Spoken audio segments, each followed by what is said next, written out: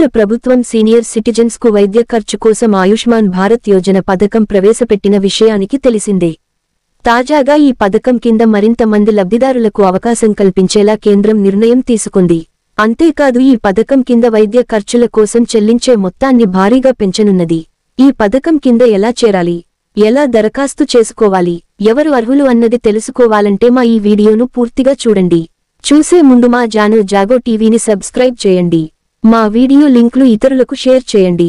భారత ప్రభుత్వం అత్యంత ప్రతిష్టాత్మకంగా ప్రారంభించిన ఆయుష్మాన్ భారత్ యోజన పథకం కింద వైద్య చికిత్సల కోసం ఆర్థిక సహాయం అందించేందుకు భారత ప్రభుత్వం ఈ పథకాన్ని తీసుకువచ్చిన విషయానికి తెలిసిందే.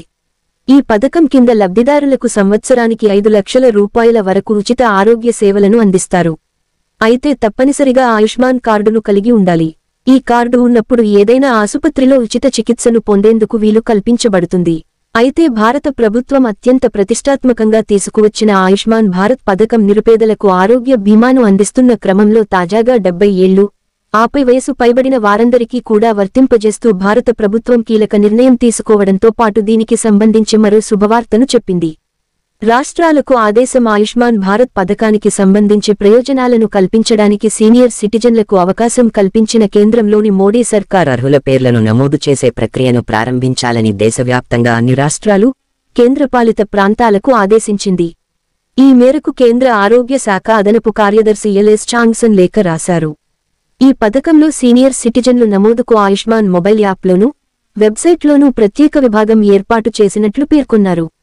ఈ ప్రక్రియ ద్వారా ఆయుష్మాన్ భారత్ కార్డు కోసం అప్లై చేసుకున్న సీనియర్ సిటిజన్స్ కు కార్డులు జారీ చేస్తామని, ఈ ప్రక్రియ నిరంతరాయంగా కొనసాగుతుందని, త్వరలోనే సీనియర్ సిటిజన్లకు ఈ పథకం అమల్లోకి వస్తుందని వెల్లడించారు. ఇప్పటికే ఆయుష్మాన్ భారత్ క్రింద అనేక కుటుంబాలు లబ్ధి పొందుతున్నాయి. అయితే ఇప్పటివరకు ఆయుష్మాన్ భారత్ కార్డు తీసుకోని వారికి, ఈ పథకంలో లేనివారికి కూడా నమోదుకు అవకాశం కల్పిస్తోంది. కేంద్రం సామాజిక స్థితిగతులతో సంబంధం లేకుండా 70 ఏళ్లు ఆపైన వయసు వారందరూ ఆయుష్మాన్ భారత్ కార్డు తీసుకోవడానికి అర్హులేనని పేర్కొంది.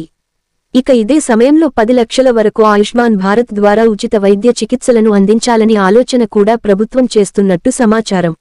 దసరా పండుగ వేళ మోడీ సర్కార్ వేస్తున్న కీలక అడుగులు సీనియర్ సిటిజన్లకు సంతోషం కలిగిస్తుంది.